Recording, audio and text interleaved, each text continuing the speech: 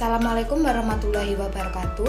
Perkenalkan, nama saya Ella Komangustari dari Politeknik LPP Yogyakarta, Prodi Teknik Kimia. Pada kesempatan kali ini, saya akan menjelaskan mengenai proses pengolahan gula kristal putih guna memenuhi tugas pengganti PKL2. Untuk memudahkan proses penjelasan, pada kesempatan kali ini saya akan mengambil contoh pabrik gula, yaitu PT Industri Gula Glenmore. Untuk memudahkan penjabaran, berikut ini merupakan video singkat yang dapat menjelaskan mengenai tinjauan umum proses pengolahan di PT Industri Gula Glenmore.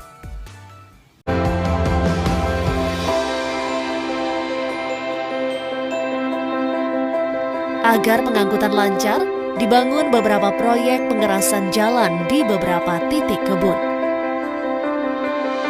Di tahun 2018, sudah tersedia dan berfungsinya sarana ruang terbuka hijau atau RTH sehingga truk-truk dapat menunggu giliran masuk ke dalam pabrik.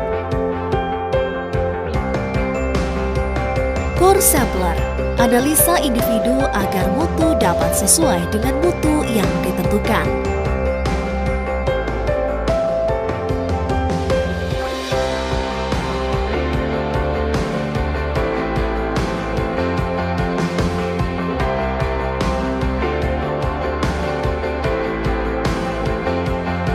Lalu, truk diarahkan ke area timbangan yang digunakan untuk menimbang berat tubuh yang akan diproses lebih lanjut. Bobot truk kosong ditimbang untuk mengetahui neto BBT yang diangkut. BBT yang sudah lolos uji akan dimasukkan ke dalam stasiun gilingan menggunakan sistem kerja hidrolik, yaitu dengan cara mengangkat truk pada kemiringan maksimal 45 derajat. Sehingga BBT akan tumpah ke side carrier dari arah belakang truk. Dibekali dengan 5 buah alat penggiling dengan daya masing-masing sebesar 880 kW untuk meningkatkan kehandalan pabrik terkait hasil kualitas ampas dan efektivitas pemerah nira.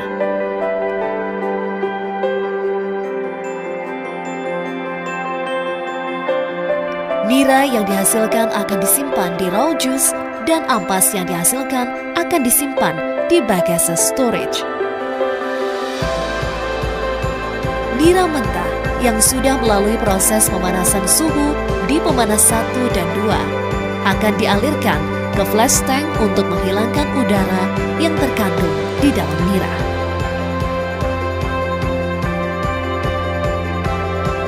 Clarifier terjadi pemisahan antara endapan dan nira jernih atau nira encer yang akan diproses. Endapan nira yang dihasilkan dari proses di clarifier akan difiltrasi lagi menggunakan rotary vacuum filter untuk diperoleh filtrat dan diproses kembali.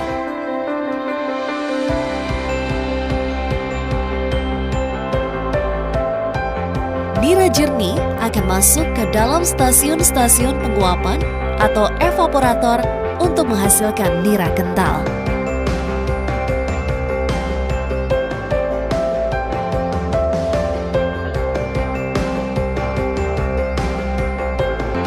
Nira kental akan dikirim ke stasiun masakan untuk diolah sampai menghasilkan gula produksi atau gula kristal melalui masakan rafinasi.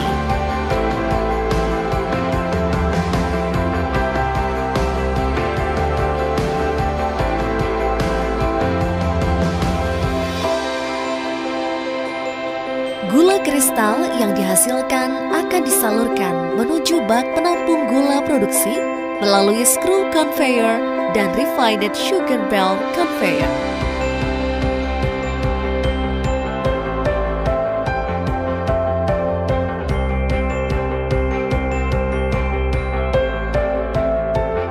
Control room merupakan tempat pengendali dan pengawasan terhadap seluruh area proses produksi.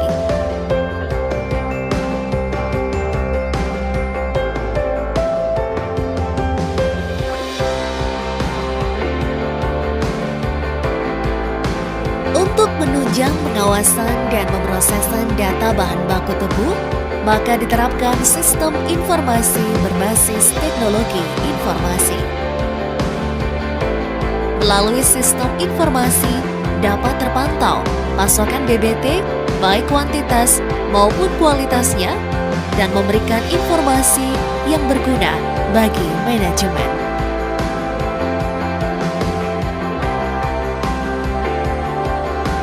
Sumber daya air yang digunakan akan diproses sehingga dapat digunakan kembali.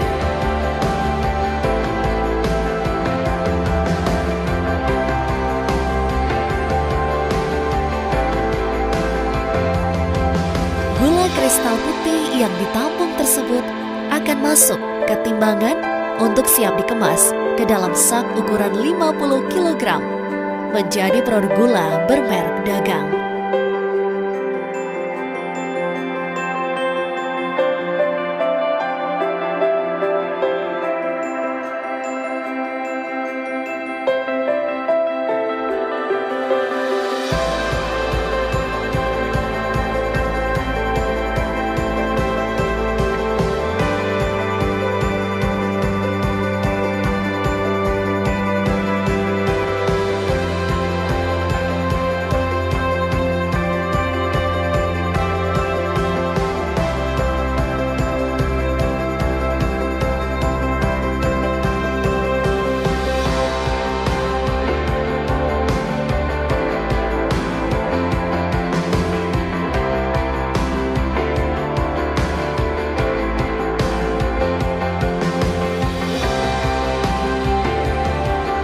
Berikut adalah contoh hasil gula putih bersih sesuai dengan standar yang telah ditentukan dan mutu yang berkualitas. Melalui video tersebut, dapat dilihat sedikit gambaran mengenai proses pengolahan gula pada PT Industri Gula Glenmore. Berikut ini merupakan cakupan bahasan yang akan saya bahas dalam video ini. Yang pertama yaitu halaman pabrik, merupakan tempat untuk menampung bahan baku tebu sebelum digiling. Yang kedua yaitu stasiun gilingan, berfungsi untuk mengeluarkan nira dengan cara digiling menggunakan roll-roll gilingan. Kemudian yaitu stasiun pemurnian, digunakan untuk menghilangkan kotoran, koloid, dan unsur bukan gula yang terkandung dalam nira. Kemudian yaitu stasiun penguapan, digunakan untuk mengurangi sebagian besar air yang terkandung dalam nira encer, di mana kandungan air dalam nira encer kurang lebih sebesar 80%. Kemudian yaitu stasiun masakan, bertugas untuk mengambil sukrosa dalam bentuk kristal gula. Kemudian yaitu stasiun puteran, yang merupakan proses pemisahan kristal gula dari larutan induknya atau molasses. Kemudian yaitu stasiun penyelesaian dan gudang, yang merupakan tahap akhir dari rangkaian proses produksi gula sebelum dikemas dan dimasukkan ke gudang penyimpanan.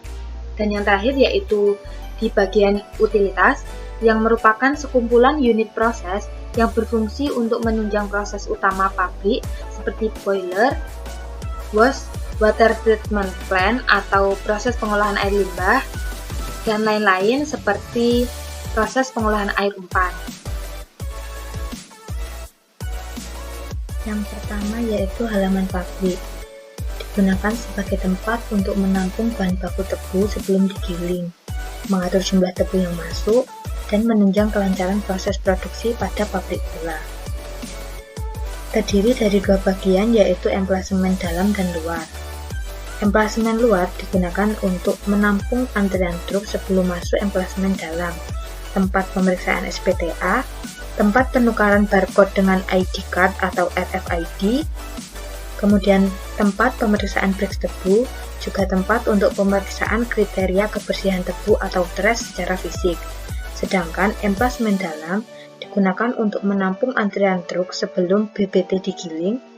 Yang kedua, pengecekan analisa pendahuluan untuk mengetahui rendemen awal pada core sampler.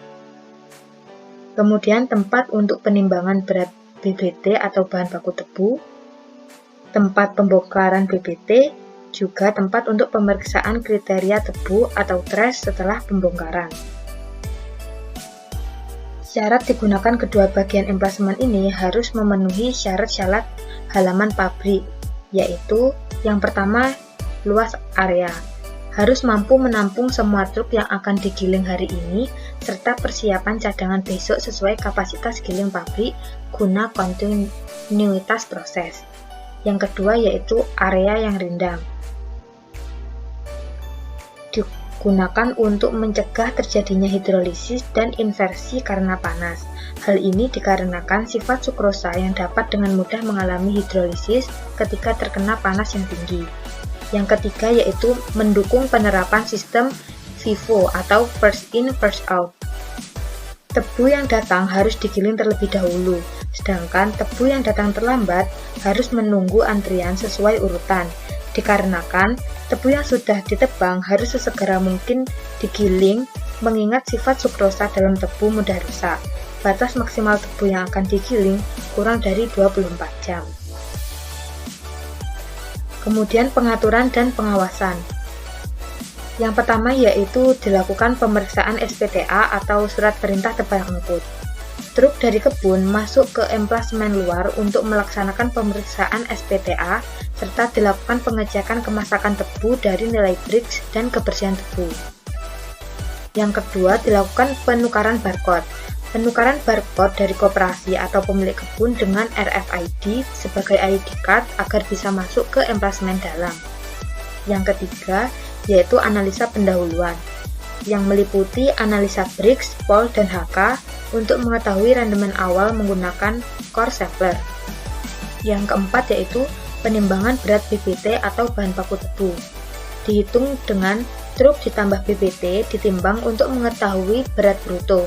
Kemudian setelah dilakukan bongkar muat BBT, truk ditimbang kembali untuk mengetahui berat tara, sehingga dapat diketahui berat neto dari BBT. Kemudian core sampler berperan untuk mengawasi kualitas tebu masuk dari berbagai blok panen dan wilayah kemitraan, sekaligus sebagai dasar bagi hasil gula bagi petani mitra.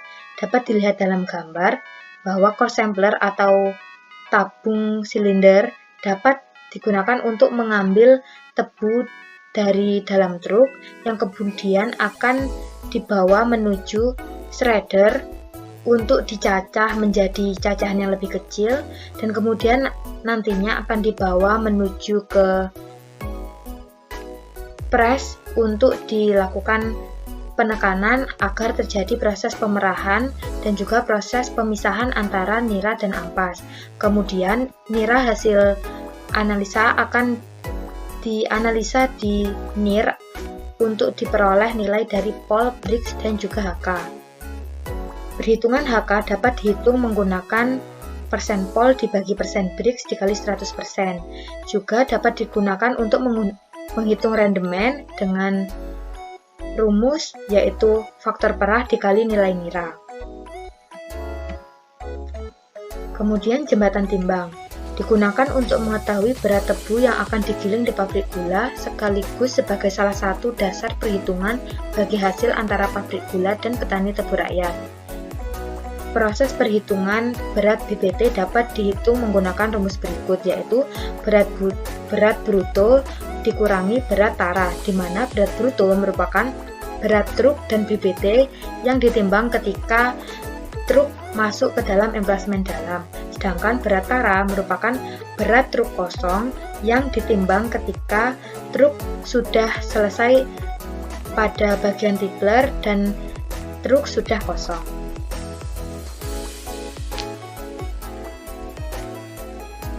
Berikut merupakan spesifikasi dari jembatan timbang.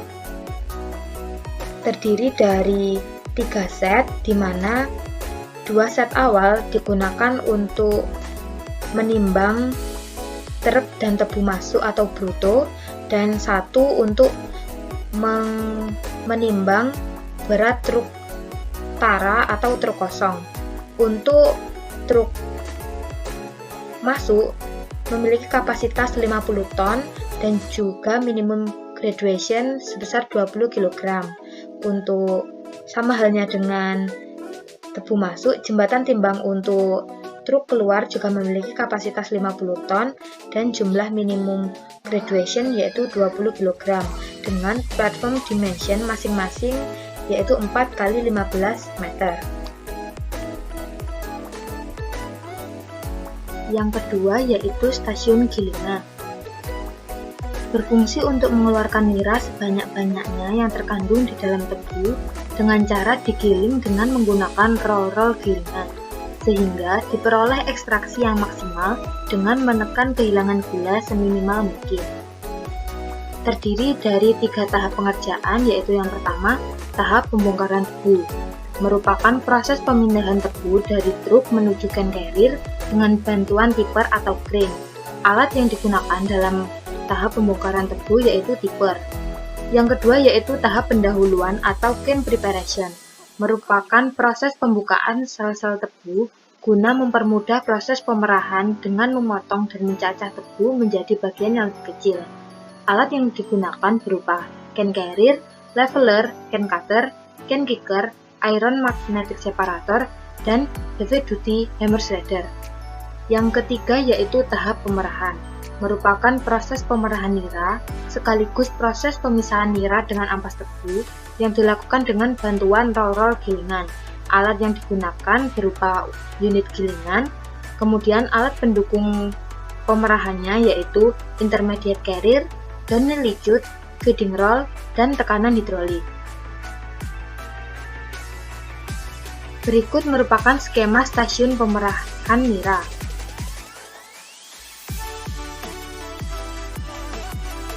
Pada can tipper, dilakukan proses pembongkaran tebu menggunakan bantuan pompa hidrolik dengan sudut elevasi 48 derajat, yang kemudian tebu dari truk akan jatuh menuju can carrier untuk kemudian menuju can cutter guna dipotong menjadi bagian yang lebih kecil. Sasaran potongan pada can cutter 1 adalah 8-10 cm, sedangkan pada can cutter 2 adalah 4-6 cm. Untuk memudahkan proses pemerahan, tebu kemudian akan masuk ke dalam HDHS atau Heavy Duty Hammer Shredder untuk disayat menjadi bagian yang lebih kecil sekitar 2-3 cm. Untuk mengatur pemasukan pada HDHS, di sini terdapat alat yang dinamakan can kicker untuk mengatur ketebalan pemasukan tebu. Dan juga pada bagian ini terdapat iron magnetic separator untuk menangkap besi dan logam yang mungkin terikut dalam tebu. Sabut kemudian dibawa menuju unit gilingan 1 menggunakan intermediate carrier untuk diperah dan dilanjutkan ke unit gilingan selanjutnya, ke unit gilingan 2, ketiga, dan keempat. Proses pemasukan tebu ke dalam gilingan dibantu menggunakan gunny licut agar tebal sabut yang masuk ke unit gilingan merata. Agar proses pengambilan nira dalam sabut maksimal, dilakukan pemberian imbibisi. Pada PTI GG, imbibisi yang digunakan adalah imbibisi majemuk dengan menggunakan imbibisi nira dengan panah berwarna oranye dan imbibisi air dengan panah berwarna biru.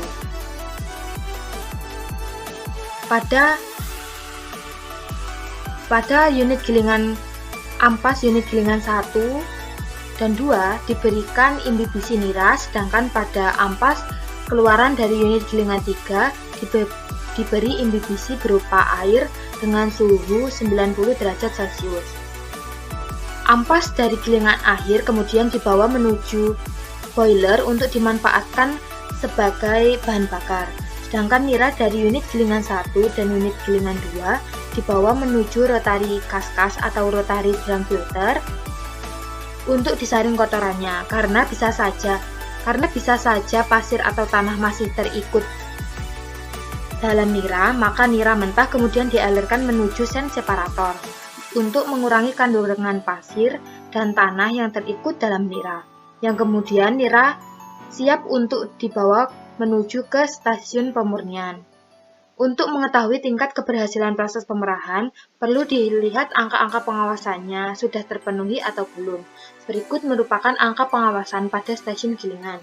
Yang pertama yaitu parameternya terdiri dari tabel di sebelah kiri dan standarnya ada pada tabel sebelah kanan, di mana PI atau Preparation Index memiliki standar lebih dari 90%.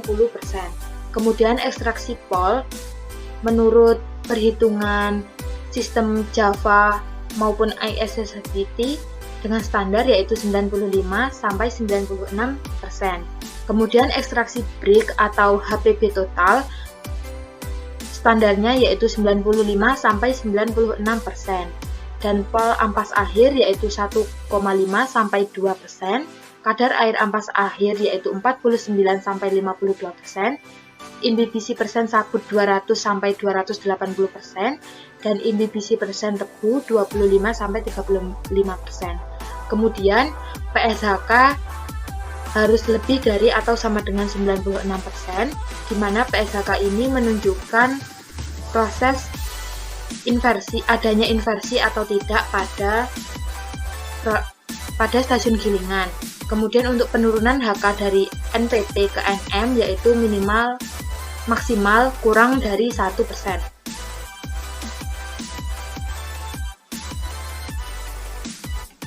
Kemudian troubleshooting yang ada di stasiun gilingan. Yang pertama yaitu ketebalan tebu pada can carrier tidak merata, sehingga solusinya dapat diatur menggunakan can leveler dan dilakukan pengawasan pengaturan tebu. Yang kedua yaitu cacahan tebu terlalu halus. Untuk mengatasinya dapat dilakukan dengan mengidentifikasi pada alat kerja can preparation, apakah pada alat kerja tersebut terjadi masalah atau tebu yang masuk mungkin terlalu tipis sehingga cacahan tebu menjadi terlalu halus. Kemudian yaitu terbawanya potongan besi dari kebun atau on-farm. Potongan besi atau logam ini kemudian dapat ditangkap menggunakan iron magnetic separator. Karena jika potongan besi atau logam ini masuk ke dalam stasiun gilingan, ditakutkan akan membuat HDHS aus atau bahkan dapat merusak roll-roll gilingan.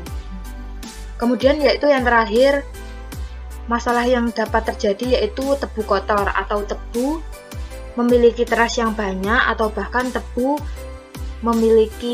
masih memiliki tanah yang melekat pada batang tebu. Jika teras terlalu banyak, maka dapat dilakukan penghilangan teras. Namun jika terdapat banyak tanah dalam tebu atau luaran tebu, maka dapat dibersihkan dengan penyemprotan air, sehingga hasil tebu yang sudah dihilangi kotorannya dapat digiling dan menghasilkan hasil pemerahan yang baik.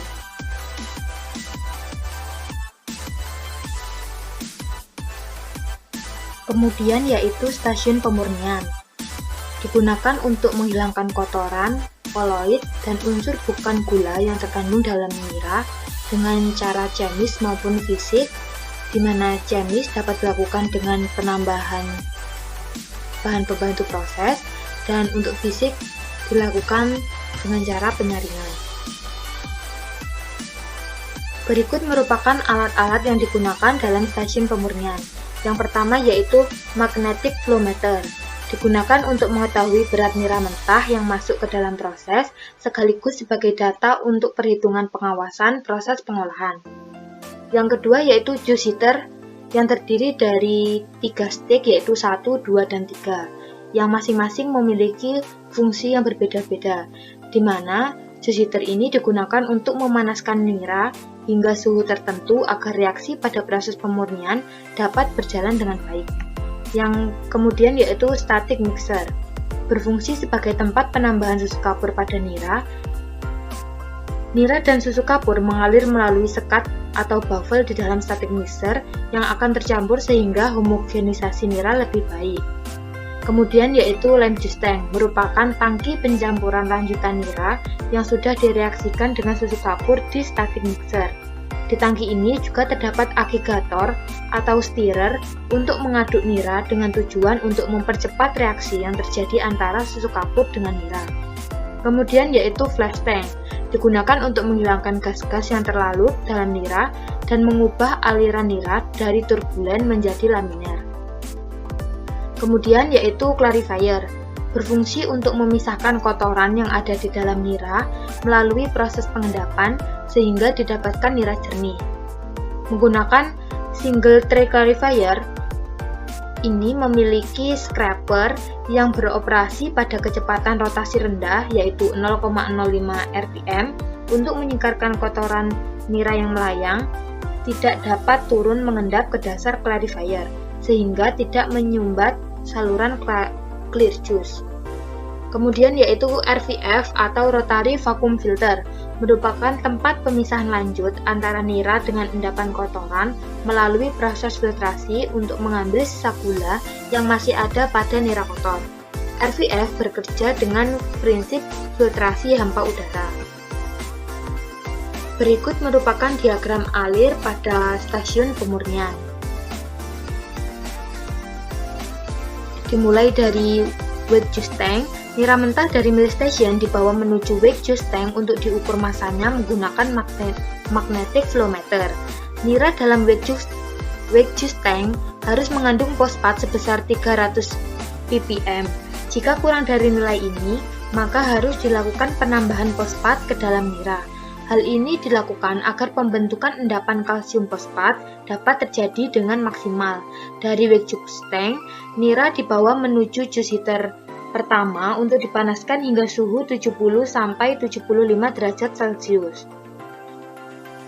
Kemudian nira masuk ke dalam static mixer untuk dilakukan pencampuran antara nira dengan susu kapur hingga diperoleh pH 7,2 sampai 7,6. Karena biasanya pada static mixer saja tidak cukup untuk dilakukan pencampuran, pada lime juice tank dilengkapi dengan agregator sebagai tempat untuk pencampuran lanjutan hingga pH 7,2 sampai 7,6 tercapai. Nira kemudian dipanaskan lagi pada juice heater kedua hingga suhu 103 sampai 105 derajat Celcius yang kemudian dimasukkan ke dalam flash tank untuk menghilangkan gas-gas yang tak terembunkan. Hasil reaksi antara fosfat dan susu kapur kemudian membentuk endapan berupa kalsium fosfat yang akan diendapkan dalam clarifier. Namun karena ukuran endapannya terlalu kecil, maka dilakukan penambahan flokulan sebanyak 3-4 ppm untuk memperbesar ukuran endapan, sehingga kotoran dalam nira dapat mengendap dan dapat dipisahkan.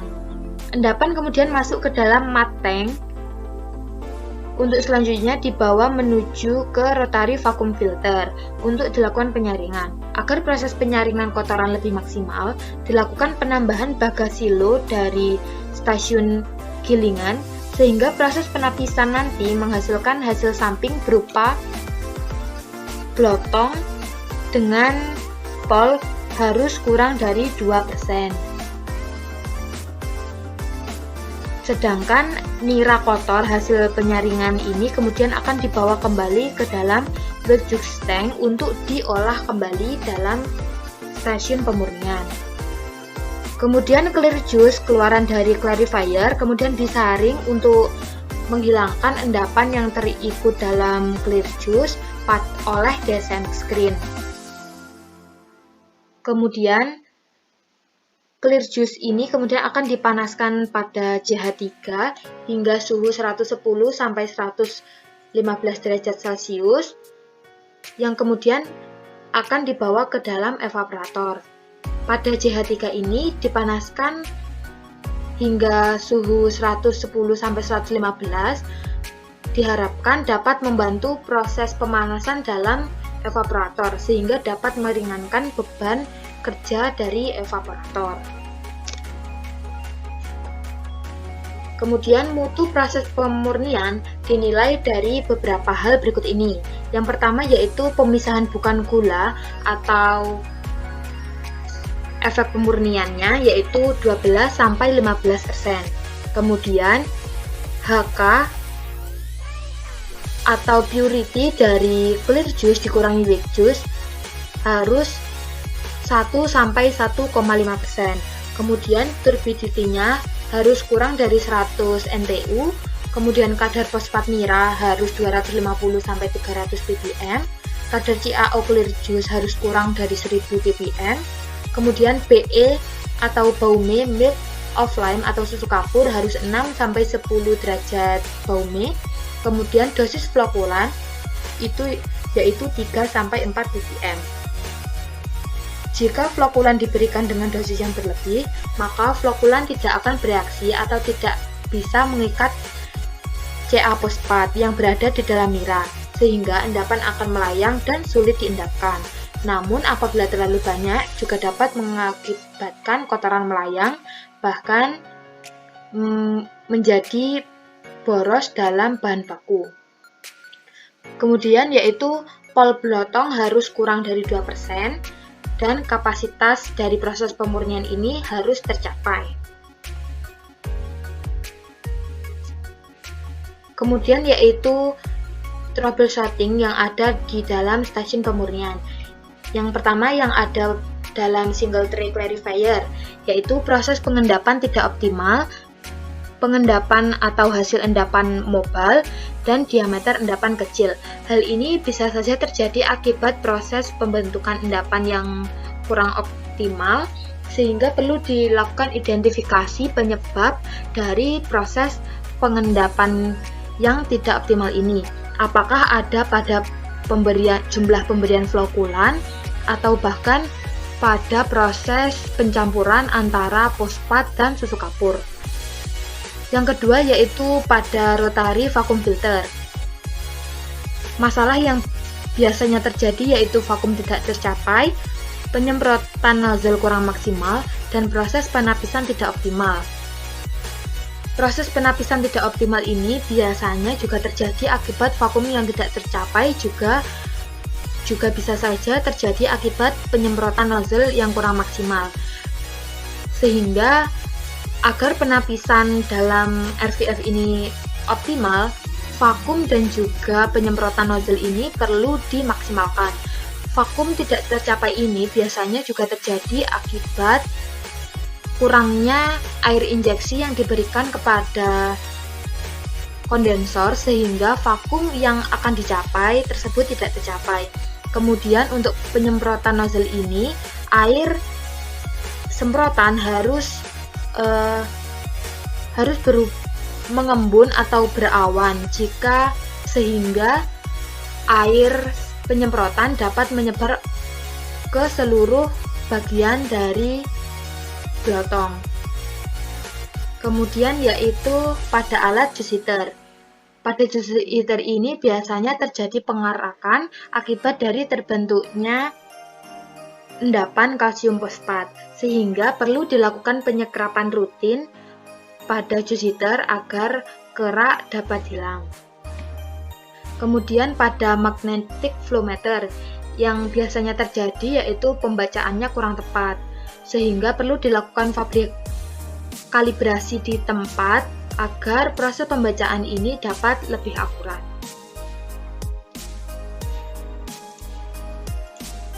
Kemudian yaitu stasiun penguapan. Karena kandungan air dalam nira jernih cukup banyak, sekitar 80%, maka untuk memudahkan proses pengambilan sukrosa, air ini perlu dihilangkan. Proses penghilangan air ini dilakukan dengan cara evaporasi sampai didapatkan larutan dengan konsentrasi atau kejenuhan tertentu. Berikut ini merupakan diagram alir stasiun penguapan. Evaporator pada PT Industri Gula Glenmore bekerja menggunakan sistem quintuple effect dengan 5 badan, di mana clear juice dari juice heater ketiga dibawa menuju evaporator pertama atau evap 1 untuk diuapkan airnya menggunakan media pemanas berupa exhaustin dengan suhu 120 derajat dan tekanan 1,2 bar Gauss. Sedangkan untuk nira dalam evaporator kedua dipanaskan menggunakan uap nira dari evaporator pertama. Begitupun dengan evaporator 3 yang dipanaskan menggunakan bahan pemanas berupa uap nira dari evap kedua, begitupun seterusnya. Hal ini dapat dilakukan karena didih nira telah turun akibat adanya pembentukan vakum oleh kondensor, di mana tekanan pada evaporator terakhir adalah 64 cm Hg. Selain menurunkan titik didih, pembentukan vakum ini juga dapat mencegah terjadinya reaksi Maillard yang dapat menimbulkan warna pada nira. Karena suhunya yang cukup tinggi, uap nira dari evaporator pertama sampai keempat dapat digunakan sebagai bleeding untuk heat exchanger lainnya seperti vacuum pan dan juice heater. Nira dari evaporator pertama sampai terakhir berjalan secara kontinu dan hasil proses penguapan disebut dengan sirup dengan sasaran kekentalan 30-32 baume atau Brix 60-64%. Hasil keluaran dari evaporator ini tidak hanya nira, namun uap yang masuk ke dalam pipa-pipa pemanas ini akan berubah wujud menjadi kondensat, sehingga kondensat ini harus ditampung pada kondensat receiver untuk nantinya akan dibawa menuju ke tangki pure kondensat atau tangki contaminate kondensat. Air kondensat yang masuk ke dalam tangki pure kondensat adalah air yang tidak mengandung gula, sedangkan air untuk pada contaminated kondensat ini merupakan air yang terkontaminasi oleh nira. Untuk pure kondensat ini dapat dialokasikan untuk air boiler, sedangkan contaminated kondensat ini dapat dibawa untuk proses seperti imbibisi.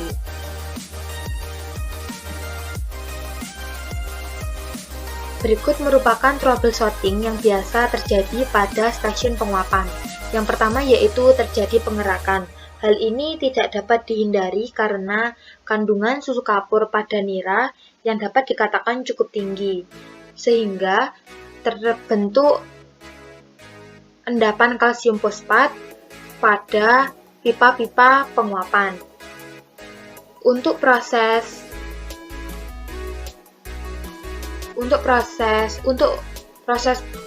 mengatasi masalahnya dapat dilakukan dengan scrub rutin menggunakan soda kaustik.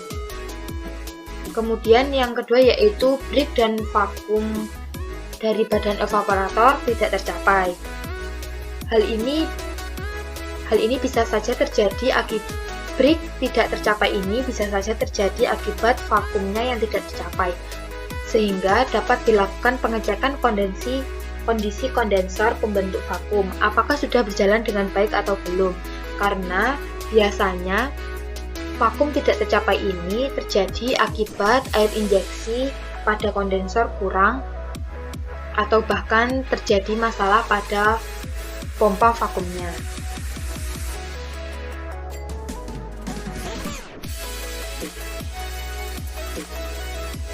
Kemudian yaitu stasiun kristalisasi, merupakan stasiun di mana dilakukan proses pengambilan sukrosa sebanyak mungkin dari fase cair menjadi fase padat atau kristal dengan menekan kehilangan sukrosa sekecil mungkin dengan cara dimasak hingga konsentrasi lewat jenuh dalam pan masak yang vakum.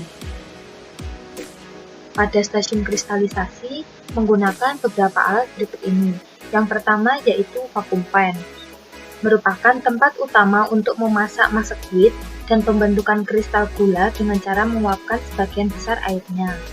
Yang kedua yaitu palung pendingin, merupakan tempat untuk menampung dan sekaligus tempat untuk mendinginkan masakan.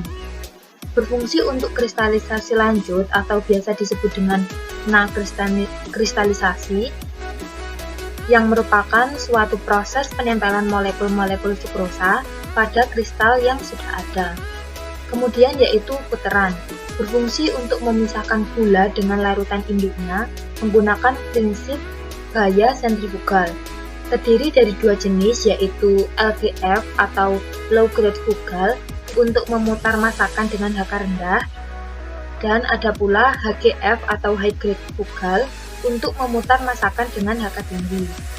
Kemudian yaitu screw conveyor, merupakan tempat untuk penampungan kristal hasil sentrifugasi sekaligus tempat pencampuran gula dengan air agar terbentuk magma sebagai bahan masak pan berikutnya atau bahkan bahan untuk pembuatan bahan bibitan. Yang kedua yaitu seed pan, merupakan tempat pencampuran bahan bibitan hingga tercapai HK yang diharapkan untuk proses masak.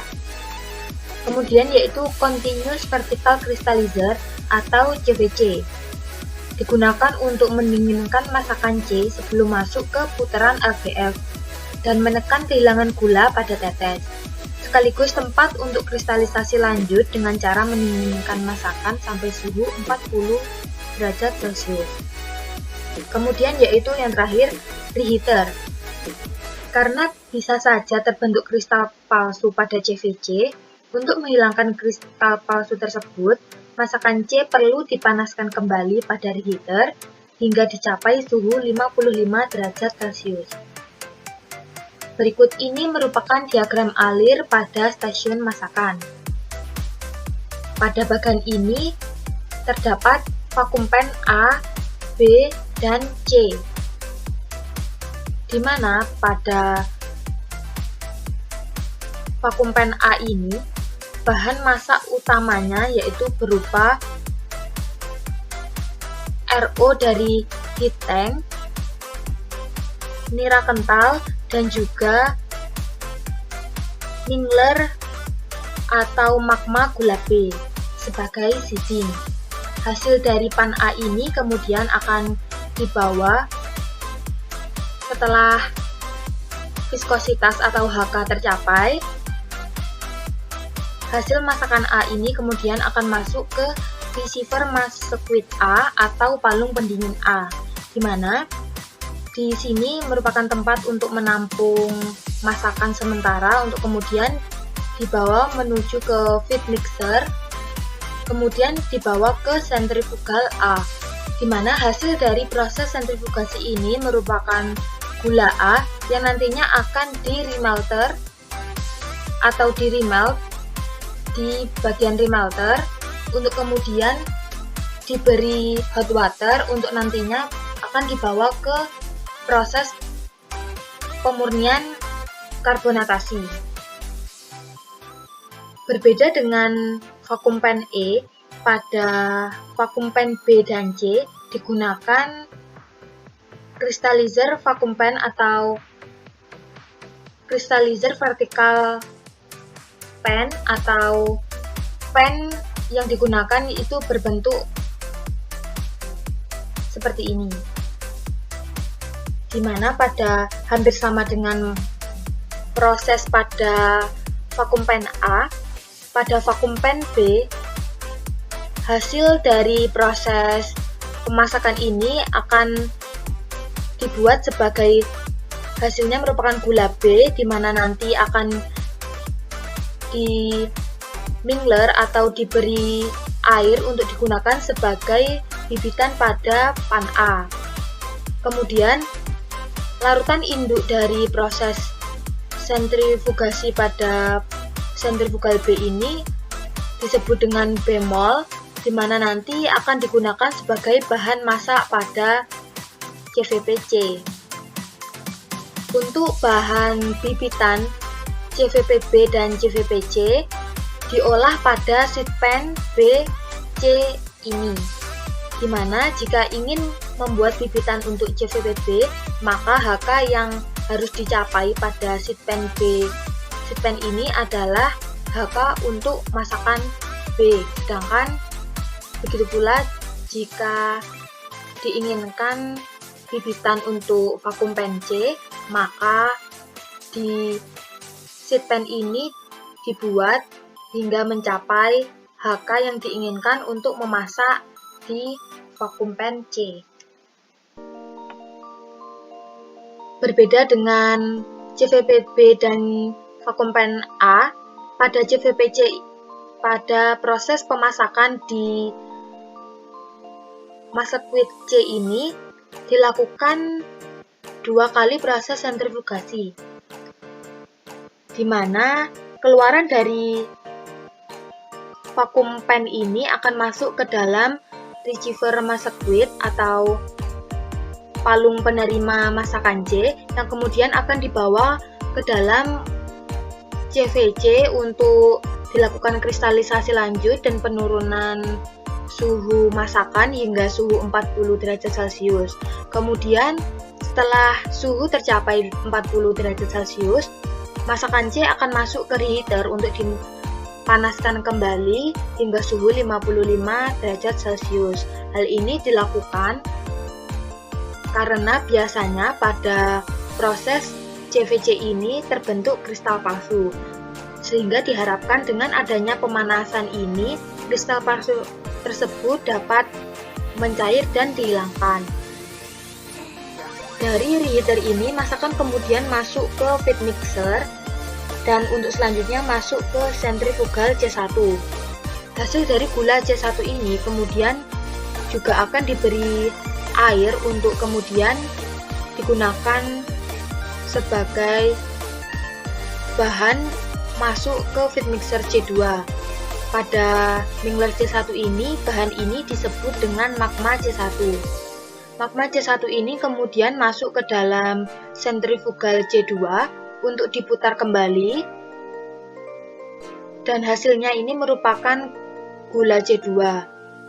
Proses pemutaran dua kali ini dilakukan dengan harapan agar kristal gula atau proses pemutaran dari gula C ini dapat terjadi dengan maksimal, sehingga tetes yang dihasilkan atau final molasses ini dapat dikurangi, sehingga proses dari masakan C ini dapat maksimal. Kemudian berikut merupakan diagram alir pada masakan R, di mana sama halnya dengan vakum pen A dan vakum pen B. Pada vakum pen R ini, proses memasak dilakukan dengan memanaskan bahan masak atau feeding yang kemudian diberi seeding untuk proses pembentukan kristal, yang kemudian nantinya hasil keluaran dari masakan ini akan masuk ke receiver masakwit untuk kemudian dilakukan proses sentrifugasi sehingga dihasilkan gula produk. Sedangkan larutan induk dari proses sentrifugasi ini akan masuk ke dalam tangki RO yang kemudian nantinya akan digunakan sebagai bibitan di pan A.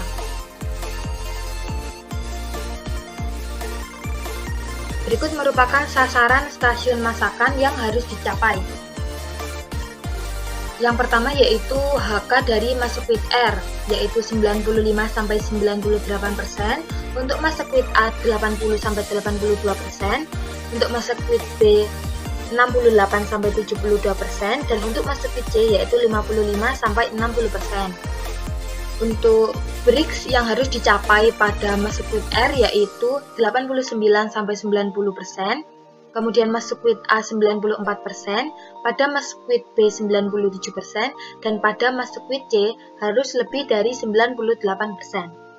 Kemudian BJB atau berat jenis bahan dari kristal gula yaitu pada masakwit R harus dicapai 0,9 sampai 1,1 mm. Sedangkan pada masakwit A yaitu 0,7 sampai 0,9 mm, dan pada masakwit B yaitu 0,5 sampai 0,7 mm. Kemudian pada masakwit C yaitu 0,3 sampai 0,5 mm.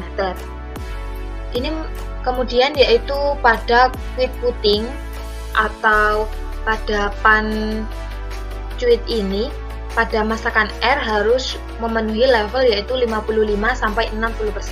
Kemudian masakwit A 50-55%, pada masakan B atau masakwit B yaitu 45-50%, dan pada masakwit C yaitu 45-50%. Dan warna atau color dari bahan pada masakwit R itu harus kurang dari 200 IKUNSA.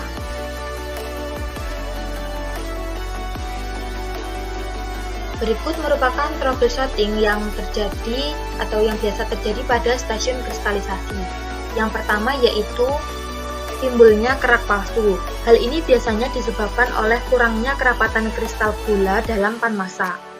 Hal yang dapat dilakukan untuk mengatasinya yaitu dengan dihilangkan dengan memberikan air cucian, kemudian menarik bahan dan menurunkan vakum pada vakum pan.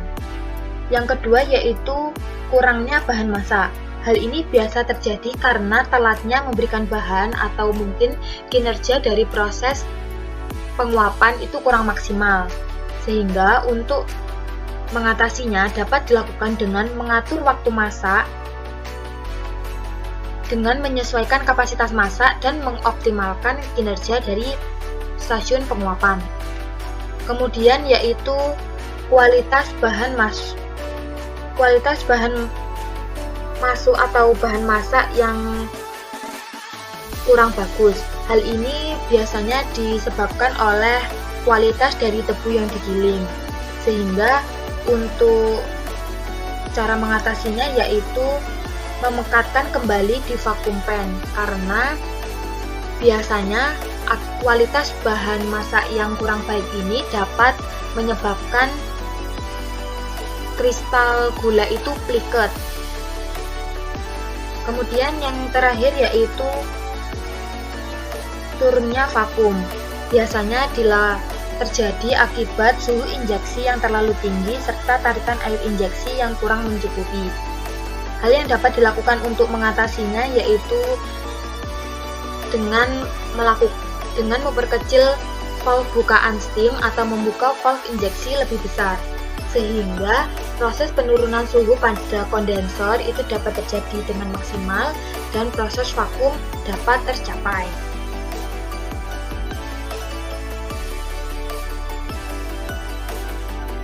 Kemudian yaitu stasiun karbonatasi. Merupakan teknologi yang diadopsi dari proses pemurnian yang diterapkan di pabrik gula rafinasi dengan tingkat kemurnian gula yang dapat dihasilkan mencapai 80-200 ikum salinit.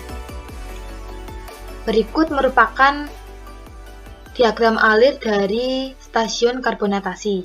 Seperti yang kita tahu, karbonatasi merupakan reaksi pemurnian yang terjadi akibat interaksi antara susu kapur dan gas karbon dioksida yang menghasilkan endapan berupa senyawa kalsium karbonat. Sehingga raw sugar hasil remelting dikontakkan dengan susu kapur pada liquor liming unit hingga mencapai pH akhir reaksi yaitu 10,5. Liquor kemudian masuk ke dalam karbonator 1 untuk dikontakkan dengan karbon dioksida hingga mencapai pH akhir pada karbonator pertama yaitu 9,4 sampai 9,6, dan pada akhir reaksi di karbonator 2 yaitu dicapai pH sebesar 8,4 sampai 8,6. Liquor hasil reaksi karbonatasi disebut carbonate liquor atau brown liquor. Brown liquor ini kemudian ditapis pada rotary levitator untuk dipisahkan dari kotoran-kotoran yang terkandung di dalamnya sehingga menghasilkan clear liquor. Dari proses penapisan juga menghasilkan sweet sludge sebagai bentuk dari endapan zat bukan gula yang terpisah dari liquor yang kemudian nantinya akan dibawa ke filter press untuk dilakukan penapisan hingga dihasilkan cake. Dan untuk memperkecil pori-pori penapisan pada RLF ini dilakukan penambahan pre-coat sehingga dapat diperoleh hasil penapisan yang maksimal. Pre-coat ini akan ditempelkan pada kain-kain tapis yang terletak pada RLF ini.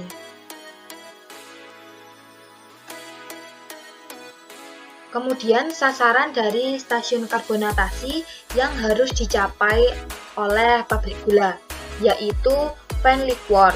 Pada fine liquor yaitu penurunan warna harus 45-55% dari warna raw liquor. Kemudian penurunan kadar abu harus 20% dari kadar abu raw liquor. Kemudian warna dari fine liquor harus 600-800 ekomsa unit dengan break maksimal 67,5 dan suhu yaitu 80 derajat Celcius. Kemudian persen pol dari filter cake harus rendah. Jika sasaran ini dapat dicapai, maka dapat dikatakan bahwa proses karbonatasi pada pabrik gula dapat dikatakan optimal atau baik. Kemudian yaitu stasiun puteran, merupakan stasiun di mana terjadi proses pemisahan kristal gula dari larutan induknya atau molasses dengan cara penyaringan menggunakan tenaga puteran atau gaya sentrifugal.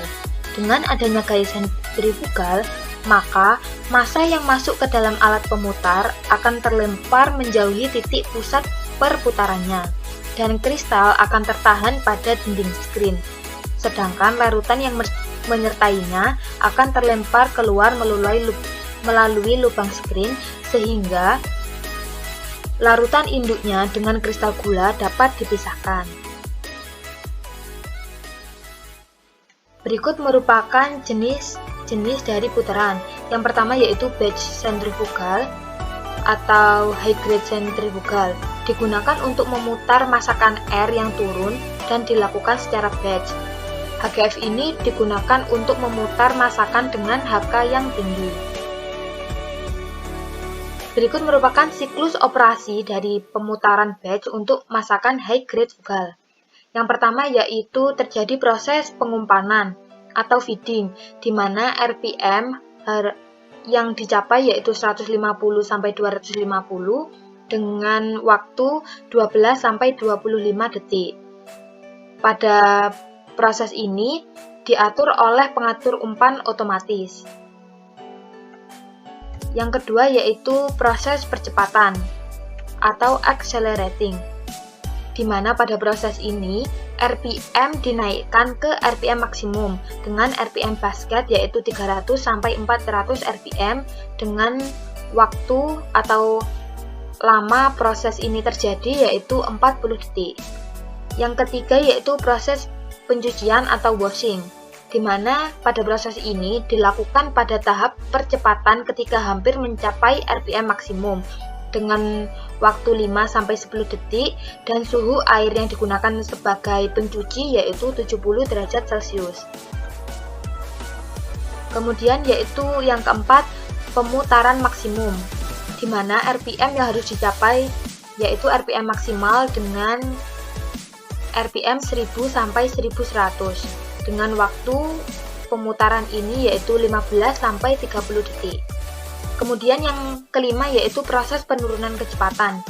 Pada proses ini RPM basket diturunkan ke 50-60 RPM dengan waktu yaitu 40 detik. Yang keenam yaitu pengeluaran kristal atau plug, di mana RPM yang harus dicapai yaitu 50-60 dengan waktu yaitu 20-30 detik.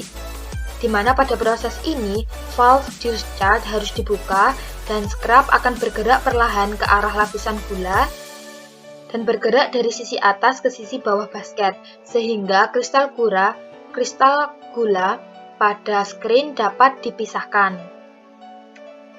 Kemudian yang ketujuh yaitu pencucian basket. Pada proses ini, valve discharge akan ditutup, kemudian RPM bergerak ke RPM pengumpanan. Proses ini berjalan dengan waktu 5-10 detik. Proses dari 1-7 tadi dapat juga dilihat pada bagan berikut ini, di mana dapat terlihat bahwa proses dari awal hingga pemutaran maksimal itu naik dan turun ketika pada proses pencucian basket. Kemudian yang jenis putaran yang kedua yaitu continuous centrifugal. Digunakan untuk memutar masakan A, B, dan C yang dilakukan secara kontinu.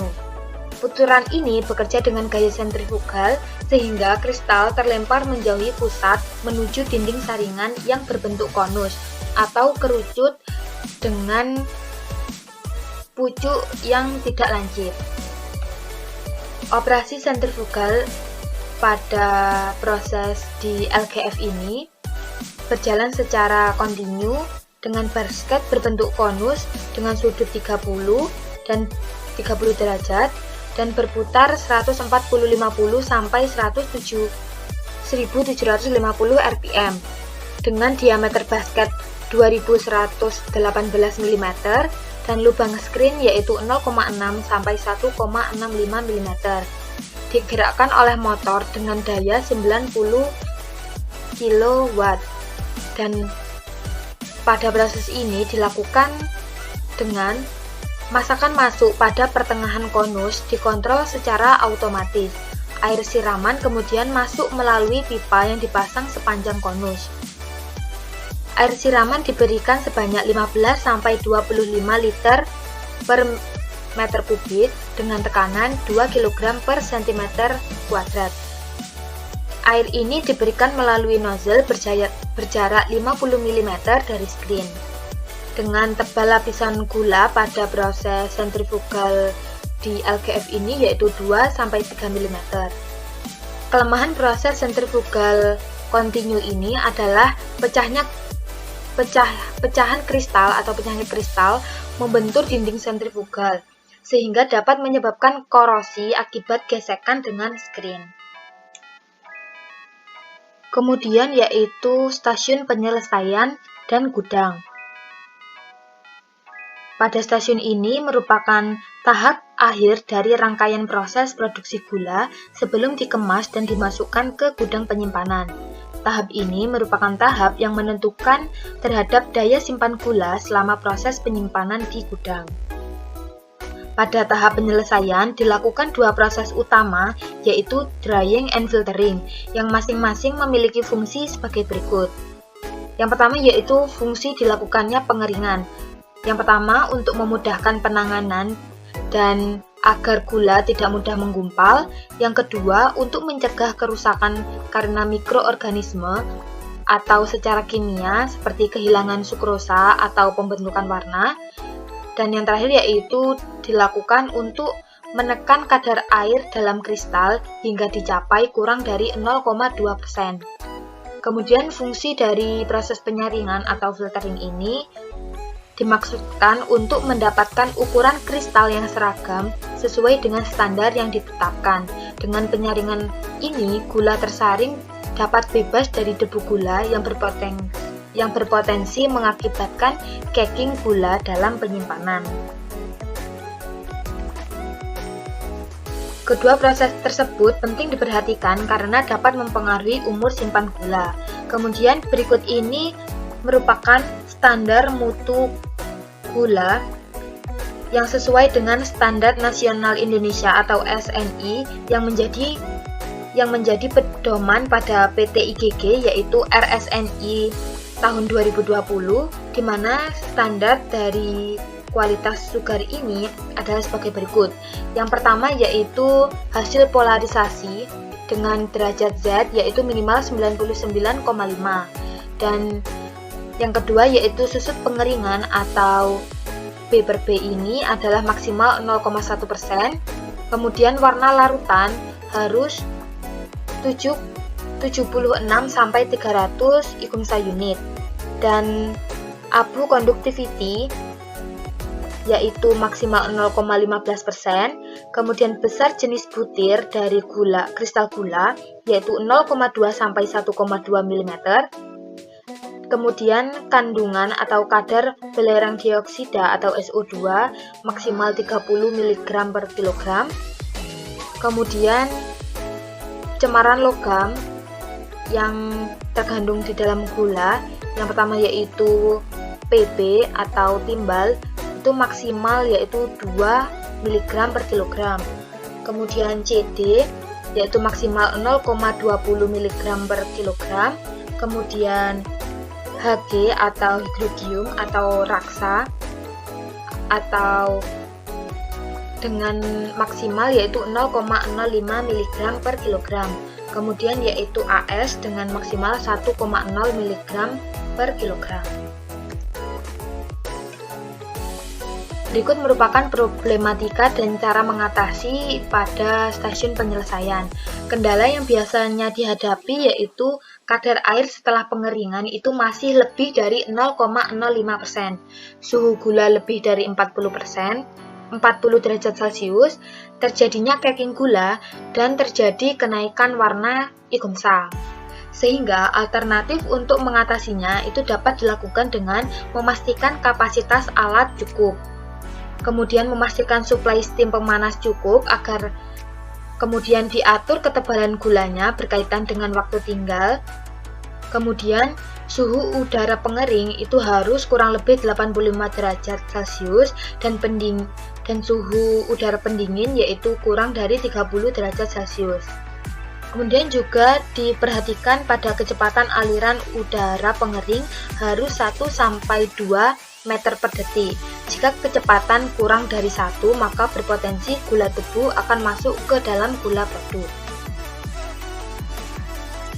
Kemudian yang terakhir yaitu bagian utilitas, yang merupakan sekumpulan unit proses yang berfungsi untuk menunjang proses utama pabrik seperti boiler, pengolahan air limbah, dan pengolahan air pengisi boiler maupun air pengisi pada proses di pengolahan.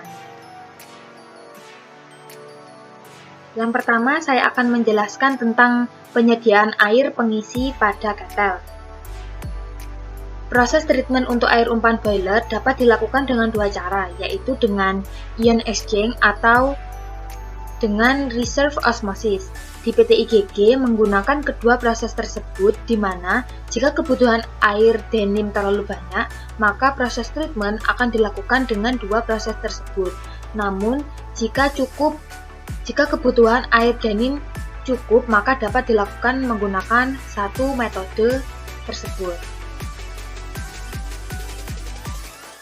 Berikut ini merupakan diagram alir proses pengolahan air pengisi ketel, di mana dari sungai, air diambil dari sungai yang kemudian akan dibawa menuju raw water pond, di mana pada proses ini air diberi bahan pembantu yaitu koagulan dan flokulan untuk proses pengendapan kotoran yang terdapat pada air sungai. Kemudian hasil dari proses pengendapan ini akan mengendap ke dasar kolam atau bak, kemudian airnya akan overflow ke bagian kolam selanjutnya dan akan terkumpul pada raw water pond.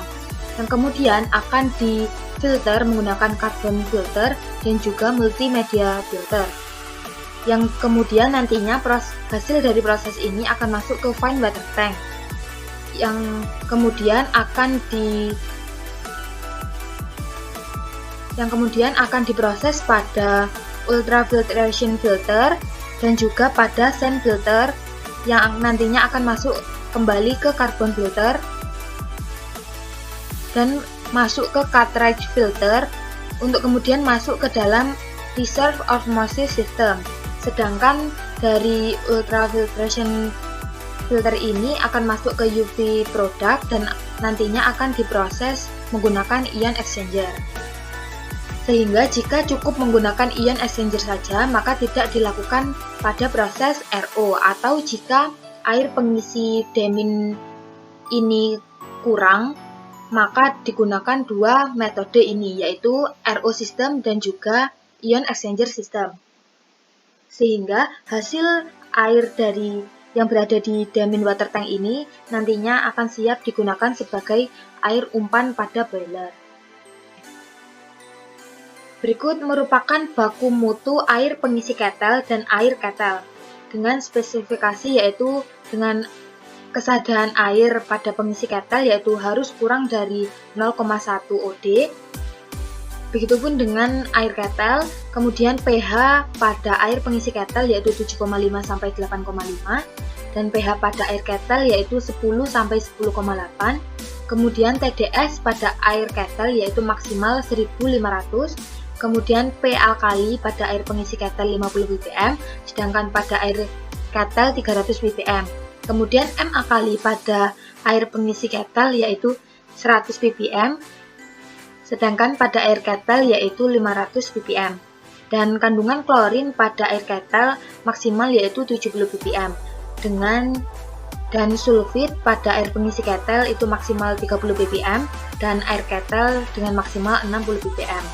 Dan pada air pengisi ketel dan air ketel ini tidak boleh mengandung oksigen, silikat, dan Fe atau besi, karena ketiga bahan tersebut dapat menyebabkan korosi, juga dapat menyebabkan timbulnya kerak pada pipa-pipa pemanas. Kemudian yaitu P2O3 pada air ketel dengan maksimal 30 ppm. Kemudian berikut ini merupakan diagram alir atau diagram hasil dari diagram air dan uap dari stasiun boiler ke bagian proses. Dapat dilihat pada panah yang berwarna biru ini merupakan jalannya air, sedangkan yang berwarna merah ini merupakan jalannya uap, dan yang berwarna coklat merupakan jalur jalannya uap nira.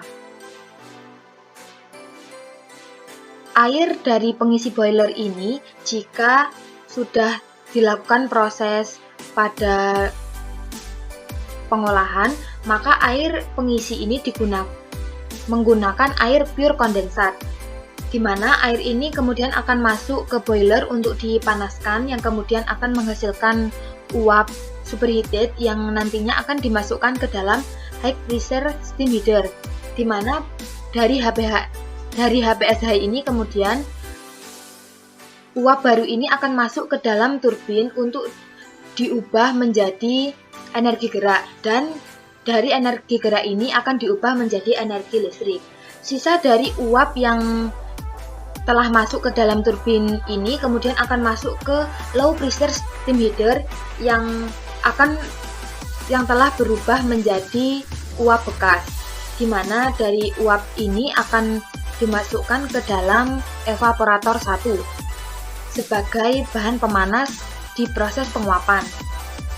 Sedangkan untuk evaporator 2, 3, dan 4 dan 5 digunakan uap nira hasil dari proses penguapan di evaporator 1. Kemudian uap bekas ini juga dapat dialokasikan kepada vacuum pan, kepada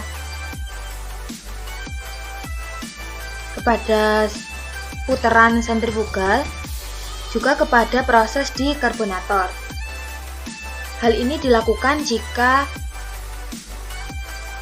uap bleeding atau uap nira yang digunakan kurang sehingga dapat menggunakan uap baru. Karena suhu dari uap baru ini masih tinggi, sehingga uap nira dari evaporator 1 masih dapat digunakan sebagai pemanas di badan-badan lainnya, bahkan di vacuum pan maupun juice heater 1 dan 2. Berikut merupakan alur dari bleeding atau alur dari uap nira dari badan evaporator 1. Hasil dari proses pemanasan, uap akan berubah fase menjadi air yang nantinya akan ditampung ke dalam tangki pure kondensat dan juga tangki contaminate kondensat, di mana pada evaporator 1, 2, dan 3 ini biasanya masuk ke dalam pure kondensat. Namun air-air dari kondensat ini masih perlu untuk dianalisa apakah nantinya akan masuk ke pure kondensat yang dapat digunakan sebagai air pengisi boiler atau masuk ke dalam contaminate kondensat yang nantinya dapat digunakan sebagai air proses seperti imbibisi dan juga air untuk pencampuran di remelter. Itu tadi yang dapat saya sampaikan. Mohon maaf bila ada kesalahan kata yang saya ucapkan. Mungkin apa yang saya sampaikan tidak sempurna. Namun saya berharap apa yang saya sampaikan ini dapat bermanfaat bagi kita semua. Sekian dari saya. Terima kasih. Wassalamualaikum warahmatullahi wabarakatuh.